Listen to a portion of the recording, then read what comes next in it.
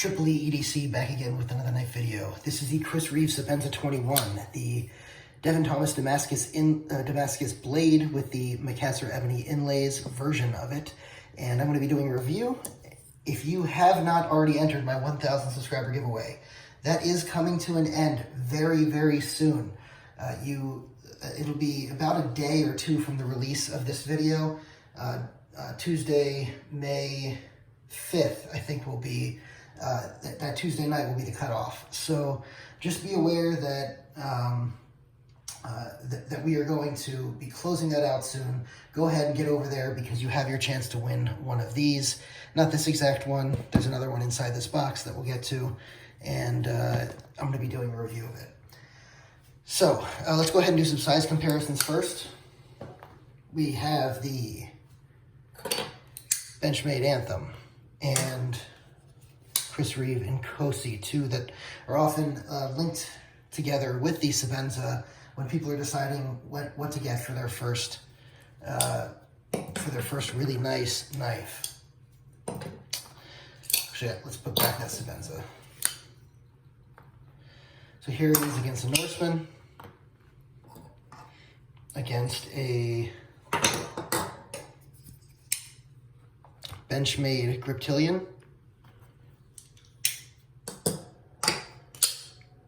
XM18. I'm sorry, that's an XM24. This is the XM18. So you can see it's about the same size as the XM18. And here it is against a couple of Spydercos.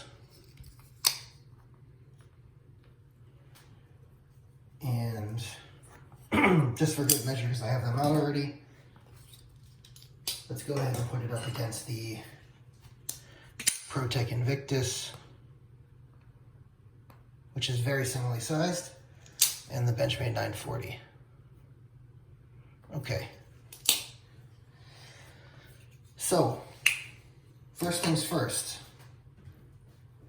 Chris Reeve kicks absolute butt on packaging.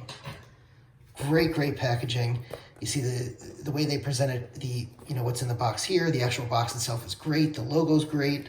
They give you the nice finger spots, finger grooves on the side here to open. They have beautiful sort of welcoming card. It has right there a birthday card. Got some stickers, registration card.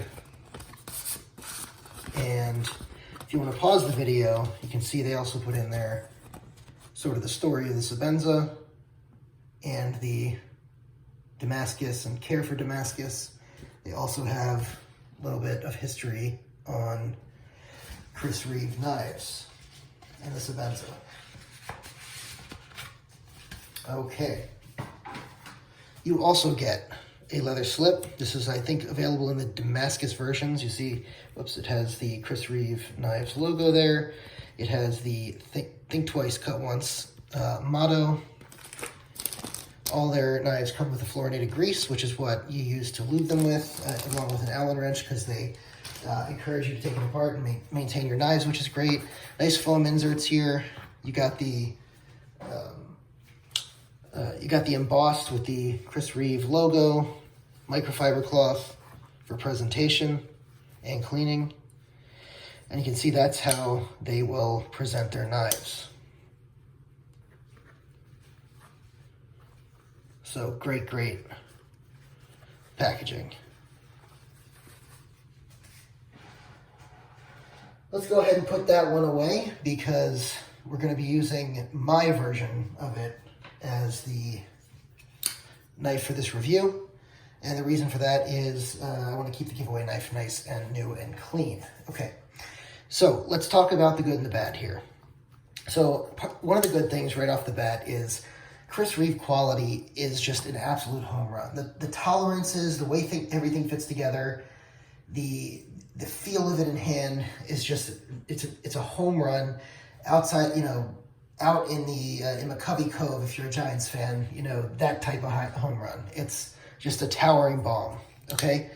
The Damascus they use is the highest quality Damascus. Chad Nichols, Devin Thomas, guys like that. They also have very, very nice different inlays that they do. They do a plain Jane tie one. If they do tie, a plain Jane tie one, you're going to get a bead blasted titanium. This is actually a brushed titanium, if you can see. And you can see what the bead blasted looks like by looking on the back side, because they have to leave the lock bar that way and the clip comes that way. So you can sort of see the difference there. And if you want to see on the Inkosi, that's more of what the finish will look like on the plain Jane one. And then you've got the different types of inlays on both of them. This is natural micarta, this is Macassar ebony wood. The Sebenza, the Inkosi only comes in a couple varieties. I think they have the two different types of micarta. I think they have the plain Jane and the, they might have a Blade HQ exclusive in carbon fiber. I know they have one in the Sebenza. I'm not sure about the Inkosi. So the Sebenza comes in a huge assortment of assemblies. It comes in bog oak and snakewood and Macassar ebony wood, and both types of micarta and carbon fiber, and there's mammoth bone, you know, which are pretty rare. There's Damascus inlays, which are also pretty rare. But there's all sorts of inlays that they have for this, and they've had some great combinations over the years. The blades come in either Damascus or regular. The regular ones are S35VN. I'm not exactly sure what steel the Damascus ones are, but like I said, the blade steels are S35VN. For those of you who don't know, both S35VN and S30V, I believe, are both put together for knives for Chris Reeve. He had input in creating both of those steels. I know for sure he did an S35VN. I think an S30V, he might have adapted a steel that wasn't used for knives for knives. Somebody can correct me in the comments if I'm wrong about that, but I think that's the case. And you know, he's just known for these really high tolerance, you know, nice knives. And a lot of people will look at, you know, the action on a knife. You know, the Anthem has that sort of ball bearing action. The, you know, the bearings on the XM18 are very smooth. The Grimsmo Norseman is drop shutty. There's complete guillotine drop shutty, right? Well, the Sebenza and the Inkosi sort of have this pneumatic hydraulic, you know, glassy smooth feel as you open them up. And, you know, that's just something that you have to feel to really understand. But once you understand it, I think most people come away liking it and appreciating it. I know I did. When I was resistant a long time to buying Chris Reeve knives because I like the drop shutty knives. And that was my ideal. And it still is my ideal for the most part. But I now really enjoy Chris Reeve knives. And I really enjoy being able to carry them because I really do enjoy that smooth action. Now that being said, it does feel different between, you know, the plain Jane blade and the Damascus blade. Now I know that there's a little bit different, you know, guts on the inside of these two, so you don't have to rush and point that out in the comments, guys. But I have tried both Damascus and regular Sebenzas, and I do notice that on the Damascus ones, because the blade itself, and you can see the Damascus goes all the way through the blade. I mean, it's not just the front and the back, it's all the way through, right? So that's true of where the pivot is as well. So, you know, and you can feel when you touch the Damascus here that there's raised edges. You might be able to hear it as I you know, touch my nail to it. You may or may not be able to do that, but it's almost like micro milling. And so what happens is when you know, open this up, even though you get that pneumatic feel on it, it's a little bit like pneumatic vibrations because you're dragging the knife open, and the pivot is experiencing some of these, you know, lines in here. They're not milling marks, but they're basically lines from the forming of the Damascus. So that's just something to be aware of. Don't be surprised if you feel that. You won't feel it, like I said, on this one. You'll just feel glassy smoothness, but that's just something to keep in mind. Now, another good thing is they all come with lanyards. It's not usually a good thing in my book, but some of you might appreciate that. There's a good spot to put a bead on here. And if you don't like lanyards, what's good about it is that, as you can see, the lanyard is fed through this tube that sort of goes back and forth, and you can open the knife up, take the tube out, take the lanyard off the tube, or they sell if you want to keep it on the tube to make it easy to interchange, you can just buy another tube and put it on there. So that's pretty good right there as well. Like I said, the logo is attractive. I like the fact that it's on the handle rather than the blade. The blade itself is left pristine, and the only markings on here are the Chris Reeve logo and the Idaho made, which brings me to my next point.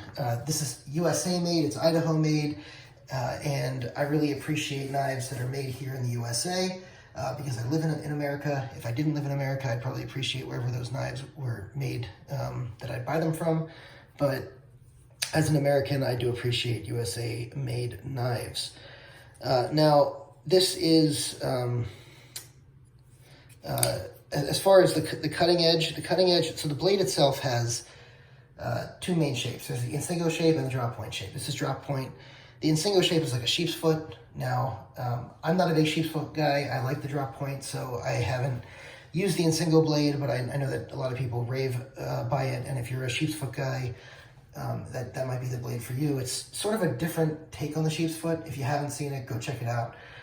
It actually looks pretty nice as well. But I prefer the looks and the feel of a drop point. I also like the fact that it has some piercing capability. Because I use it to pierce different things as well. So that's just a little bit of the blade shape. The ergonomics on this are actually excellent. They're really good for the most part. There's one drawback, which I'll get to when I get to the bad, but for the most part, this really fits the hand well. It sits on here extremely well. I do think the ergonomics on the Inkosi are better for my hands. I know that differs for some people. And you can see they're a little bit similar in their construction. There's one finger groove here, one finger groove here. There's a second one here, and then sort of a slot for your other two fingers here, but this is just one straight line. I have a large glove-sided hand. I do appreciate the extra ergonomics on the Inkosi. Some people do appreciate the Sebenza more. If you have different size hands, you may want to think about the Sebenza if you're thinking between the two.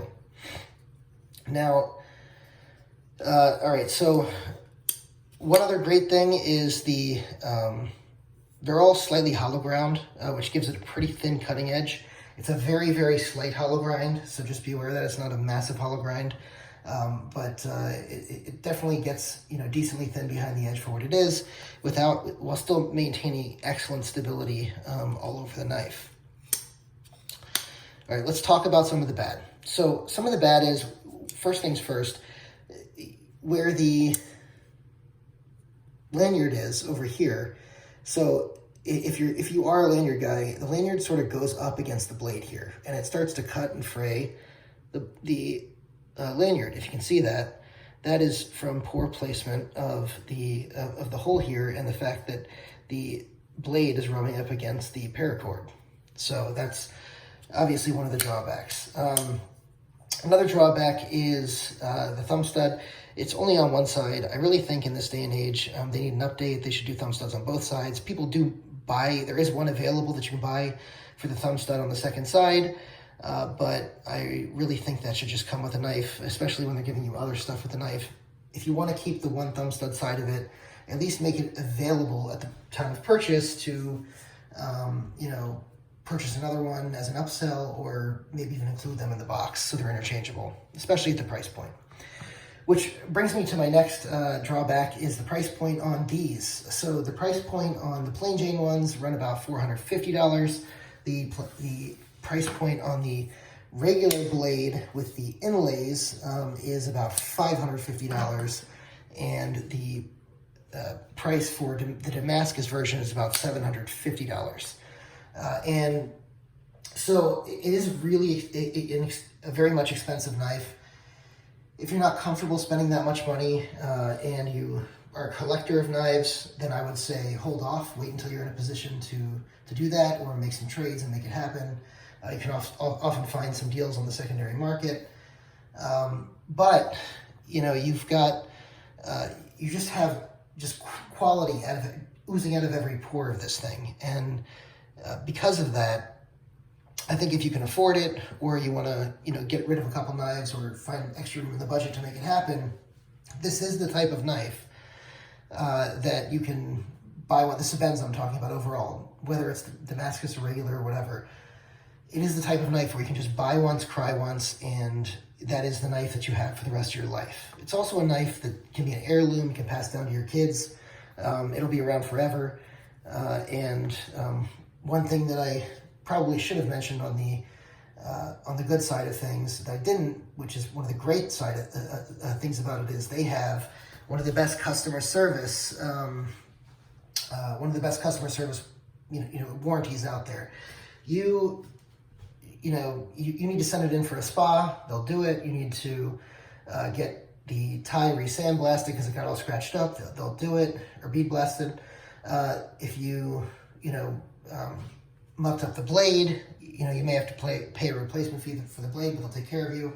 There's a whole bunch of different things that they will do. But back on the bad side of it, any mods you make to it void the warranty. So, one of the bad things about a CRK is you can void the warranty. A lot of people like to customize these. They anodize them. They'll put some, I forgot what you call the scroll work on them. They'll do all sorts of things like that.